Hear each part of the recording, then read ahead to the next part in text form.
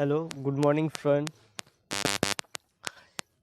मैंने कल एक वीडियो डाला था जिसको आप लोगों ने बहुत सारे प्यार से देखा और मुझे लग रहा है कि चलो मैं फिर आगे मैं 7 से लेकर 10 तक की सारी वीडियो अपलोड करूंगा। इसलिए आप लोगों से अनुरोध है कि यार देख तो रहे हो लेकिन सब्सक्राइब नहीं कर रहे हो। आप लोग सब्सक्राइब करके रखो।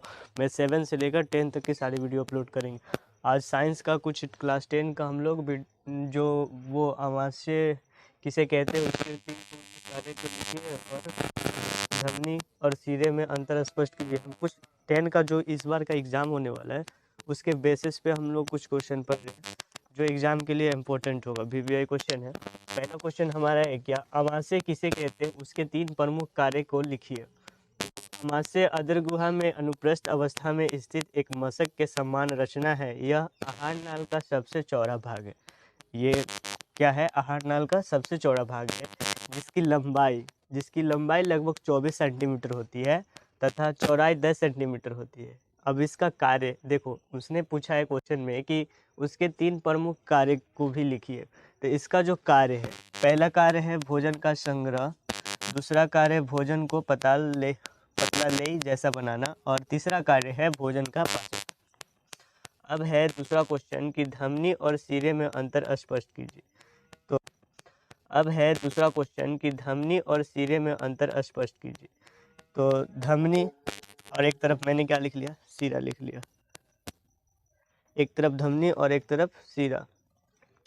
पहला नंबर पॉइंट है कि इनमें रुधिर हृदय से अंगों की ओर बहता है। इसमें जो रुधिर है वो कहाँ से बहता है? तो इसमें रुधिर हृदय से अंगों की ओर बहता है।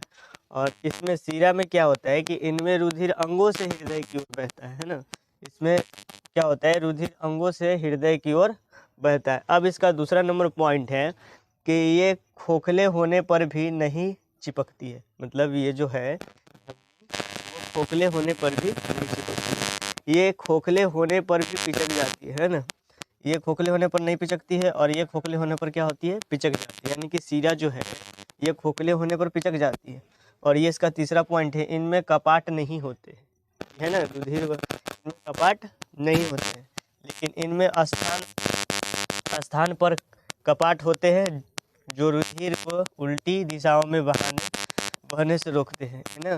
इसमें जो होते हैं इनमें स्थान पर कपाट होते हैं जो रुधिर को उल्टी दिशाओं में बहने से रोकते हैं। अब क्वेश्चन नंबर 3 देख लेते हैं कि ऑक्सीजन तथा साइटोकाइनिन में मुख्य कार्य क्या लिखिए। ऑक्सीजन तथा साइटोकाइनिन के मुख्य कार्य क्या लिखिए, है ना। ये ऑक्सीजन है और साइटोकाइनिन की जो कार्य है उसको हम लिखने के लिए कह रहा है। ऑक्सीजन पौधों में परिवहन की कोशिकाओं में दीर्घकरण प्रेरित करते हैं, जबकि साइटोकाइनिन का प्रमुख कार्य है कोशिका विभाजन को प्रेरित करना। यानी कि इन दोनों का जो काम है अलग अलग है। ऑक्सीन पौधों में परिवहन की कोशिकाओं में दीर्घीकरण में प्रेरित करते हैं, जबकि साइटोकाइनिन का प्रमुख कार्य है कोशिका विभाजन को प्रेरित करना है।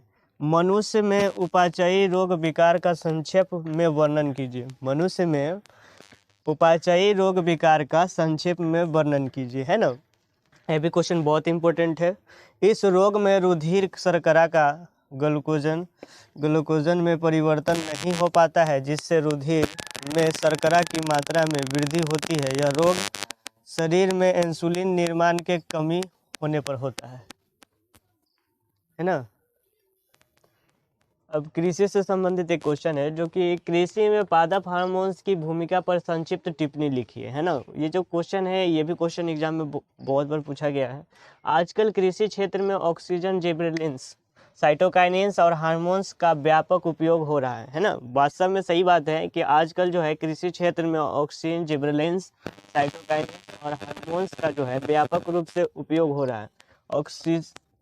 ऑक्सीन्स को कलमों में नई जड़ें निकालने, विलगन रोकने, फूलों को अधिक व जल्दी पकाने, फल व बीज संग्रह आदि में प्रयोग किया जाता है। यानी कि ये जो है ऑक्सीन्स ये क्या करता है? फल को, यानी कि अगर वो फल है तो उसको जल्दी बड़ा कर देता है, प्लस फूल है वो जल्दी निकल जाता है, मतलब फूल जल्दी दे देता है, प्लस अधिक जल्दी पकाने, फल को भी अधिक जल्दी पका देता है। ये सभी में जो है कि ये ऑक्सीन्स का प्रयोग किया जा रहा है। तो आपसे पूछा गया है कि आजकल कृषि में ये जो है ऑक्सीजन का मुख्य कार्य, तो आजकल कृषि क्षेत्र में ऑक्सीजन जिबरेलेंस का काम तो आप समझ ही रहे हैं कि फलों को जल्दी में निकालने के लिए किया जा रहा है। इस तरह का उपयोग मतलब जल्दी पकाने और जल्दी सब्जी को या फिर फल को बड़ा करने में उपयोग किया जा रहा है। तो आज तक मैंने जितना भी 5 क्वेश्चन आप लोगों को पढ़ाया, आगे हम पूरी इसी तरह से आगे इम्पोर्टेंट और क्वेश्चन वगैरह डालते रहेंगे। आप लोगों को चैनल को इसको सब्सक्राइब करके और बेल आइकन को प्रेस कर देना है, ताकि आप अगले से जब भी हम वीडियो डालेंगे वो आपको नोटिफिकेशन मिल जाएगा। और मैं 7 to 10 क्लास तक का सारा वीडियो अपलोड करूंगा, इसीलिए आप लोग चैनल को सब्सक्राइब करके रखें। और मैं कोशिश करूंगा पूरा डिटेल टू डिटेल, जितना डिटेल हो सके उतना डिटेल आप लोगों को पढ़ाऊँ।